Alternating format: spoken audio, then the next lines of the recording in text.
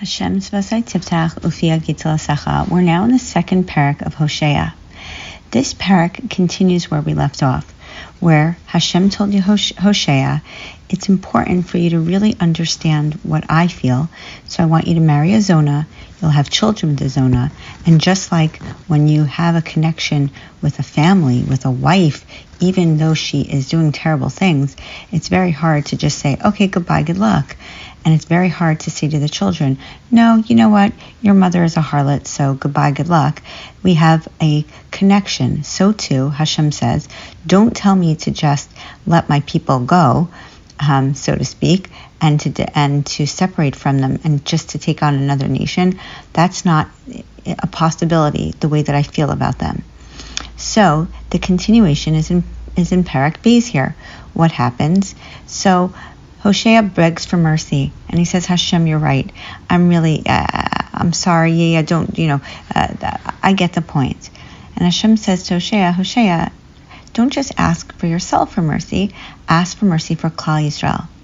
And then Hashem starts with a beautiful recounting of what's going to happen in the time of Mashiach, in the ultimate redemption.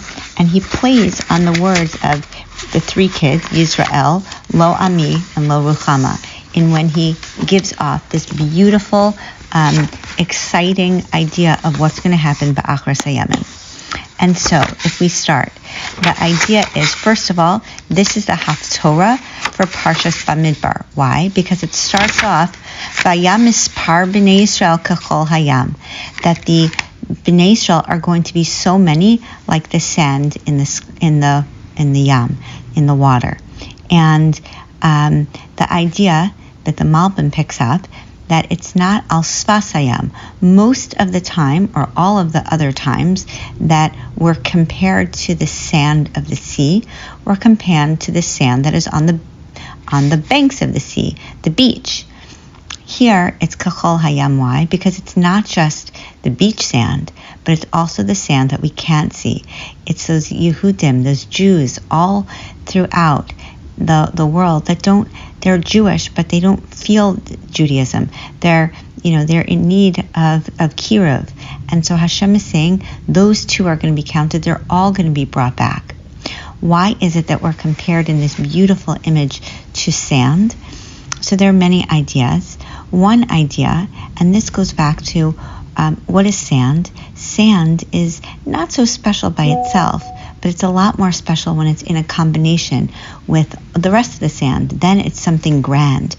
Unlike the stars, each one, we say, has its own name, its own unique characteristics and capabilities. But the sand here is a representation of all of Klal Yisrael. The Klal Yisrael are all going to be important when they're all come together. And v'lo yisaper, we're not going to know. There are going to be so many we won't be able to be counted. And in Parshas Bamidbar, we do about the counting of Bnei Yisrael. And now we're not going to be called Lo Ami anymore, but now we're going to be Bnei Kelchai, Hashem's people. And all of Bnei Yehuda and Bnei Yisrael are going to come together.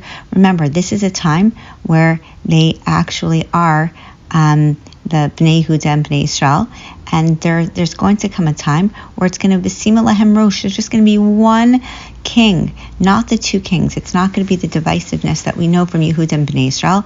Some say that's Mashiach, some say it's Eliyahu and Navi that's going to come. Va'alu min ha'aretz, and we're going to be taking Ki Gadol Yom Yisrael. Here's another play on the word Yisrael. It's going to be great, just like the kings were killed. Remember, Achav, Izabel, they were killed in Emek Yisrael, and Yehu, as a result of what he did in Emek Yisrael, was killed. So too here, it's going to be a rebirth, and it's going to be a replanting of Bnei Yisrael, and the kingship is going to be once again. And now we're going to have mercy. There's no going to be a lo ruchama. There's going to be a huge amount of mercy, and it's going to be something that is going to be amazing. Now, unfortunately, we go back to the rest, this next part, which is the present tense of what's happening. And Hashem is very angry, and he says, this is not good. you're not acting like Anochi lo isha. I'm not acting like a husband, because what you're doing something terrible. Vataser znu neha mipaneha. Let her remove the harlots from her face, meaning the things that you could do on the outside, what she's doing, v'nifofea ben shadeha, and also in between her breasts, meaning that what the inside, her thought process. And what am I going to do if she doesn't? I'm going to strip her naked, and I'm going to put her like she was in the desert, dry and dying of thirst.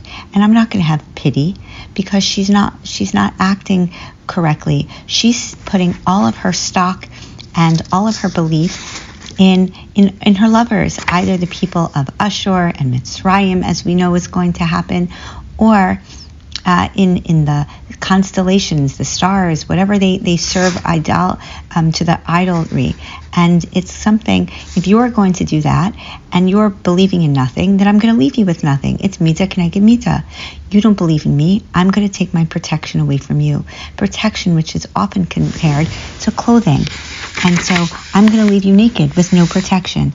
And we know that is the one and only reason that Nebuchadnezzar and Titus were able to destroy the Basei Mikdash. Not because of their own capability, but because there was no more a Shechina. The Shechina was gone. And if the Shechina was gone, then there was just a building. And so the building could be destroyed. And all of what I gave her, I'm going to take away. I'm going to take away her Dagan, her Tirosh, her Yitzhar, all of the beautiful things that HaKadosh Baruch Hu promises that He's going to give when we behave in the brachos and in Eretz Yisrael, the wine, the oil, the gold, the silver, everything that you used, I gave it all to you, and you used it for the wrong, so now I'm taking it away. We have an understanding also that this is a source of why we should say brachos bekavana, because he lo yada, she didn't know, ki anochi natati la dagan tirosh and yitzhar, that I gave her everything, kesef her beiti la v'zahav asu la baal. So if you don't pay attention to the source of it, then the source takes it away, and that's why we should all be davening bekavana. Lachin asher v'lakachti, so I'm going to take it all away. And I'm going to make it known. She's going to be known to everyone that they're just a fallen nation, a nation that no one's going to want to help. And I'm going to take away their Shabbos, their Yontif, and all of their Chagim. Which Chagim is this? So these are the Chagim that we give to Hashem. When we do Chag la Hashem, or when Hashem gives us the Shabbos, when the Shabbos comes from Hashem, either which way, they're all going to be taken away. And they're taken away because we didn't appreciate them. We didn't do something with them. And we know that the beasts of the fields are going to devour them. Either that's in the name of the Goyim, or we know, as compared to Ba'achras Hayamim, we said that there are no longer going to be wild animals. Everything is going to be a docile animal. So here is the opposite. And so this is really terrible. And there's a whole piece here that really describe what we know to be true, which is all of the bad. But instead of just ending in that way, HaKadosh Baruch Hu then ends in something that's positive. But v'haya bayomahu, on that day, and it could be that day, meaning it could be many days in our history. It could be a build-up. It doesn't necessarily have to be the one day, or it's bayomahu in the time of Mashiach, which is often a reference. Lo tikre lo od ba'ali. She's not going to call me ba'ali, but rather, which is a term of, a marital agreement, but rather tikri ishi. Going to call me husband. We're going to have a loving relationship again. The karasi lahem bris bayamahu. I'm going to make a bris. The chayas hasadeh again. The animals are going to be good. The ofa shamayim, the remas adama, the whole entire universe from top to bottom is going to be something that we get back, and it's going to be in a safe labetach. Everything that Hashem gives us is going to be labetach. And now 3 times be'arasti li le'olam. Again, the 3 times of betrothal.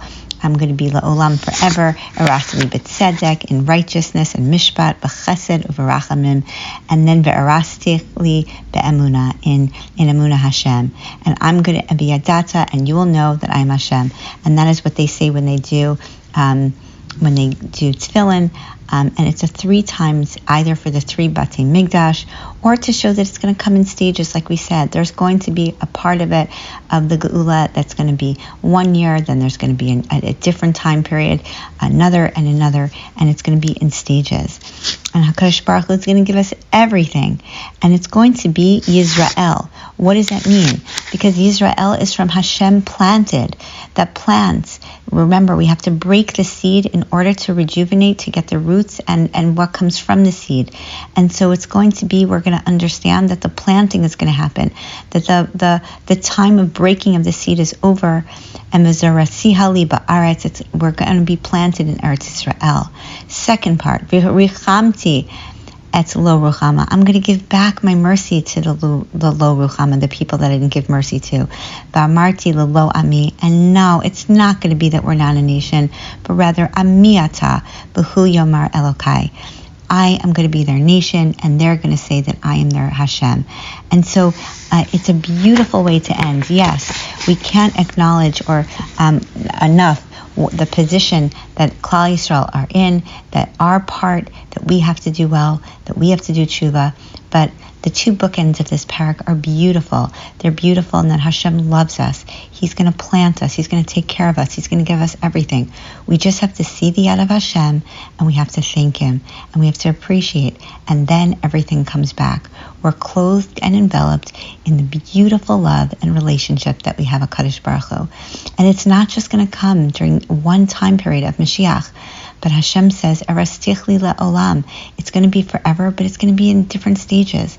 We can see it today. We can see it tomorrow. It's there for the picking, and it's there for us. And perhaps we're already in a Chalta de Geula. Look at what Eretz Yisrael looks like. It's no longer a desert. Look at the amount of kiruv that happens. It's not something that's going to happen. It's already happening. And that is a really great and joyful nechama.